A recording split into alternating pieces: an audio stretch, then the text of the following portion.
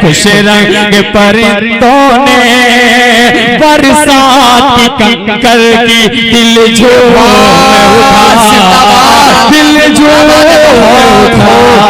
بہت عمدہ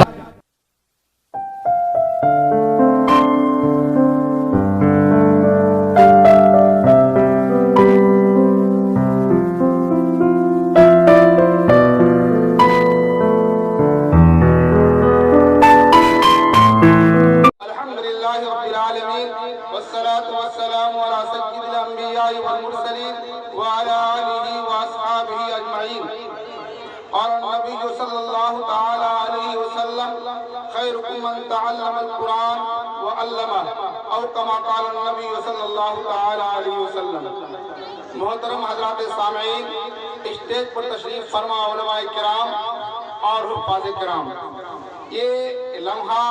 بڑی خوشی کا ہے، یہ گھڑی بڑی خوشی کی ہے، یہ وقت بڑا خوشی کا ہے کہ ہم سبوں کو ایسا وقت دیکھنے کو آیا کہ آج جن کے سر پر ہم پگڑی باندھ رہے ہیں، جن کے سر پر دستار باندھ رہے ہیں، اور وہ دستار جب حشر کے میدان میں ان کے والدین کو ہیرے اور جواہرات کے تاج پہنائے جائیں گے، تو آج یہ مجلس جو ہمیں اور آپ کو نظر آ رہا ہے، اس مجلس کو ہم دیکھ رہے ہیں، وہاں اولین اور آخرین کا مجمع ہوگا۔ اس مجمع میں اس ہیرے اور جواہرات کا جو تاج پہنایا جائے گا، ان حفاظ کرام کے والدین کو، ان کی روشنی سورج کی روشنی سے زیادہ ہوگی۔ میرے دوستو، آج ان حفاظ کرام کے دستار کو دیکھ کر آپ قیامت کے دن میں ان کے والدین کے اس تاج کو یاد کریں جس کی روشنی سونے اور چاندی سے زیادہ ہوگی، جس کی روشنی سورج اور چاند سے زیادہ ہوگی۔ میرے دوستو، آج ہم سب بیٹھے ہیں، میں صرف چند باتیں عرض کرنا چاہتا ہوں۔ یہاں 4 قسم کے لوگ مبارکبادی کے لائق ہیں۔ نمبر 1، ان کے والدین جنہوں نے اپنے بچے کو اپنے گھر کے ماحول سے الگ کیا اور گھر کے ماحول سے الگ کر کے مدرسے کے احاطے میں بھیجا اور حفظ قرآن کی دولت سے سرفراز ہونے کے لیے قد و کاوش کی، محنتیں کی، اپنا پسینہ بہایا اور محنت کی گاڑی کمائی سے ان بچوں کے پیچھے خرچ کیا۔ سب سے پہلے مبارکبادی کے لائق وہ ہمارے والدین ہیں، ان بچوں کے والدین ہیں، ان بچوں کے گارجین ہیں، جنہوں نے اپنی ساری محنتوں کو ان بچوں کے پیچھے کھپایا اور محنت کی کمائی کو اس کے پیچھے لگایا۔ اور دوسرے نمبر پر مبارکبادی کے لائق ان کے وہ اساتذہ کرام ہیں جنہوں نے اپنے صبح کو اٹھ کر، رات کو جگ کر اور دن رات ایک کر کے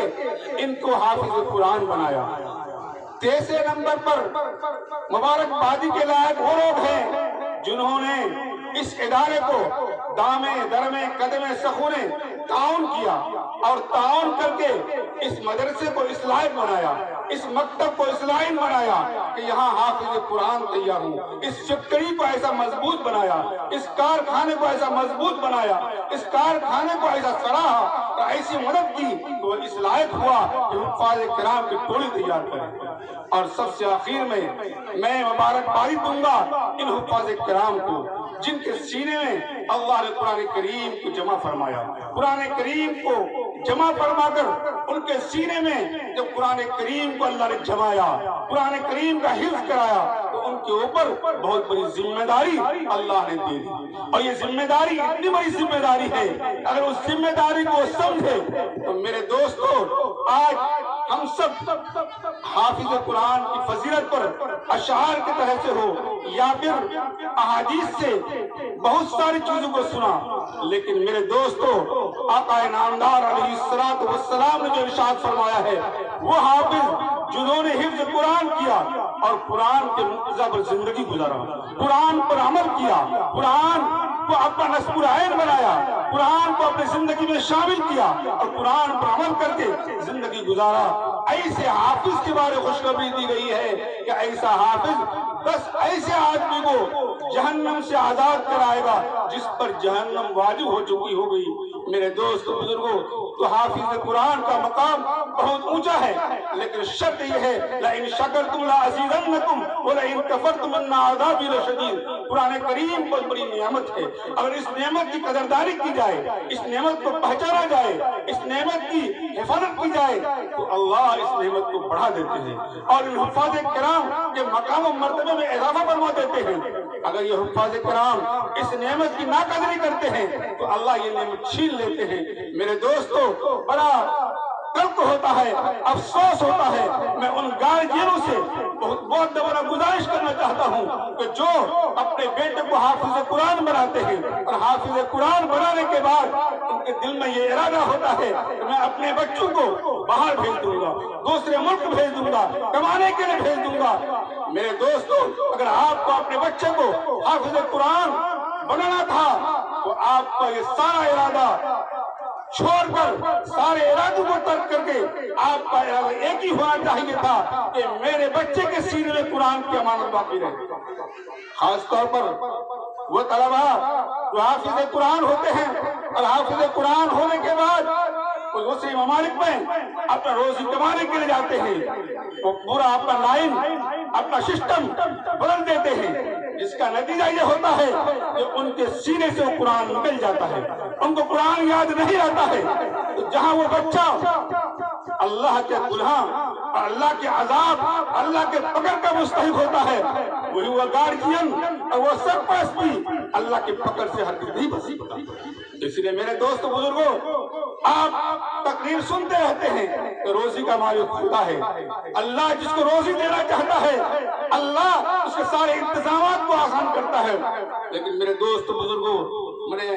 بہت ہی افسوس کے ساتھ یہ کہتا ہوں کہ آج جو علاقہ میں دینی رجحان پیدا ہو رہا ہے، طلبہ کے اندر جو رجحان ہے، طلبہ کا جو حال ہے، ان کے اندر سے علمی رجحانات، دینی خدمت کرنے کا رجحان اور علم دین پڑھانے کا رجحان، حافظوں کو قرآن سے لگن کا اور شغف کا جو اصل چیز ہے وہ ختم ہوتا جا رہا ہے۔ اس لیے میرے دوست بزرگوں، میں ان حفاظ کرام سے بھی بہت مؤدبانہ گزارش کروں گا، بلکہ سارے حفاظ کرام سے مؤدبانہ گزارش کروں گا کہ آپ قوم کی امانت ہیں، آپ قوم کے ہونہار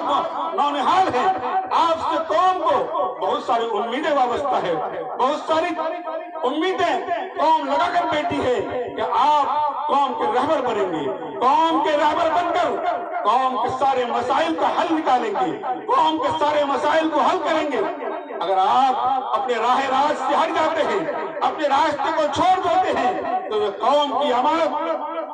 تباہ و برباد ہو جائے گی اور یہ اس کے ذریعے یہ نسل بھی تباہ و برباد ہو جائے گی۔ اس لیے میں حفاظ کرام سے بہت مؤدبانہ گزارش کرتا ہوں کہ آپ کے سینے میں اللہ نے بہت بڑی نعمت دی ہے، آپ اس نعمت کی قدردانی کریں اور قدردانی کر کے اس قرآن کو یاد رکھنے کی کوشش کریں، اور اس قرآن کو یاد ہی نہیں بلکہ قرآن نے جس چیز کو کرنے کے لیے کہا ہے، اللہ کے نبی نے جو احکامات ہمیں دیے ہیں اس پر عمل کرنے کی کوشش کریں۔ اگر آپ ایسا کریں گے تو آپ کے عمل کرنے کی وجہ سے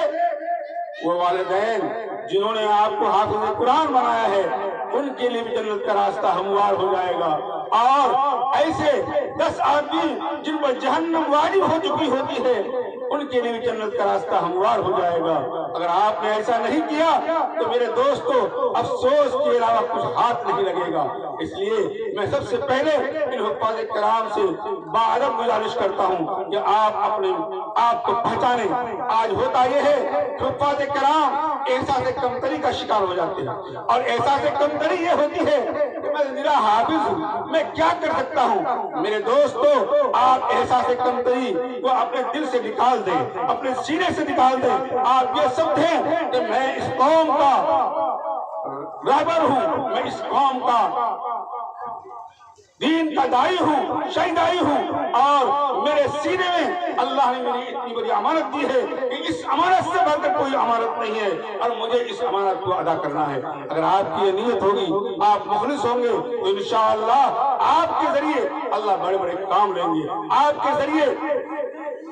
इलाका में दीन फैलेगा, दीन का चांद रोशन होगा। इसलिए मेरे दोस्त बुजुर्गों, मैं इन हुफ्फाज़ किराम से पहली गुजारिश ये करता हूँ। दूसरी गुजारिश, मैं अहले मदारिस जो हुफ्फाज़ किराम के तालीम पर मामूर हैं, उनसे गुजारिश करता हूँ कि देखिए, अल्लाह तबारक व तआला तक़वा को पसंद करते हैं। असातिज़े किराम पढ़ाने वाले में तक़वा का होना जरूरी है। तक़वा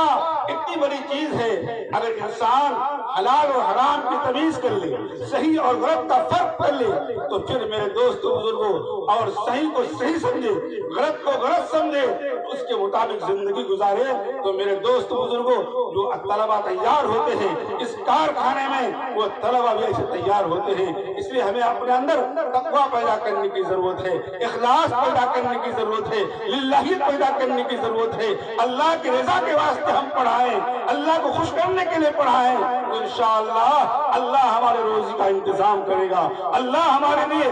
कामयाबी का सीधा तय करेगा, कामयाबी के मंजिल को तय करेगा। इसलिए मैं असातिज़े किराम से भी गुजारिश करता हूँ कि असातिज़े किराम मुखलिस हूँ, आज इखलास की कमी है, इसलिए हम सबों को, मैं भी एक इदारे का जिम्मेदार हूँ, हमें भी चाहिए, मैं भी अपने असातिज़ा से कहता हूँ और आपसे भी गुजारिश करता हूँ कि आप भी अपना इखलास पैदा करें। अगर इखलास पैदा करेंगे तो इंशाअल्लाह तो तलबा तैयार होंगे, वो मुखलिस होंगे और दीन का दाई और शहीदाई और फिदाई बनेंगे। जैसे मैं इन गार्जियनों से गुजारिश करूंगा, वह गार्जियन लोग जो लोग अपने तलबा को, अपने बेटे को, अपने नौनहालों को मदरसा भेजते हैं, मेरे दोस्तों, आप ये जानते हैं इस पुरफुतन माहौल में और इन हालात में जो इस्लाम हर तरफ से इस्लाम लुटता जा रहा है, इस्लाम को मिटाने के लिए मुख्तलिफ किस्म की साजिशें की जा रही है और इस्लाम के खिलाफ जो साजिशें हो रही है, आज अगर हमने होश के नाखुन नहीं लिए और होश नहीं किया तो याद रखिए मेरे दोस्तों बुजुर्गों, आज हम ये सोचते हैं कि हम मकातिब में जिन तलबा को पढ़ाते हैं उनके लिए 200 रुपये महाना देना मेरा मुश्किल हो जाता है, लेकिन जो बच्चा स्कूल में पढ़ता है, कॉलेज में पढ़ता है, उनके लिए 5000 रुपये महाने का इंतजाम हो जाता है। मेरे दोस्तों, आप इस तालीम की अहमियत नहीं देते, लेकिन अगर आपने आज अपने आप को नहीं पहचाना तो वो वक्त आने वाला है, वो वक्त दूर नहीं है कि हमारे बच्चे मुर्तद हो जाएंगे, हमारे गांव के गांव इर्तिदाद फैल जाएगा और हमारे इलाके से इंसान इस्लाम को छोड़ देंगे, इस्लाम से दूर हो जाएंगे। लेकिन याद रखें, अगर आपने और हमने मिलकर अपने बच्चों के सीने में कुरान की तालीम दिया और कुरान पढ़ाने के बाद, दीनी मालूमात के बाद आप स्कूल और कॉलेज और यूनिवर्सिटी जरूर भेजिए, इंशाअल्लाह मैं आपको सर्टिफिकेट देता हूँ, वो बच्चा कभी गुमराह नहीं हो सकता, वो बच्चा कभी ईमान से दूर नहीं जा सकता। अगर आप ऐसा करेंगे तो इंशाअल्लाह हमारे इलाके में इंशाअल्लाह ईमान की रोशनी बाकी रहेगी, ईमान बाकी रहेगा, हालात अच्छे होंगे, हालात साजदार होंगे और अच्छा मुआशरा तैयार होगा, अच्छा